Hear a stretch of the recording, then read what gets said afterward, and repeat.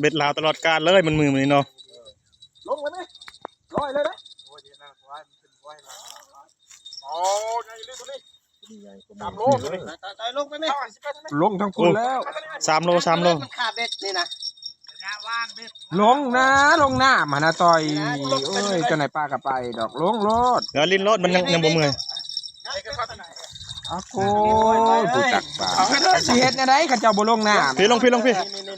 จ้าลึกเบ็ดนั่นเจ้าลื้อเบ็ดนี่จะรอดนั่นแล้วนี่บ่ได้อยู่ในล่างมาเลย2 โล 3 โลบรุษแล้วปลา3 โลได้อยู่กระถึกกันขาดแต่มึงอยากตายเนาะปลานี่เนาะลักมาลักมาได้อยู่ขาดแต่มึงอยากตาย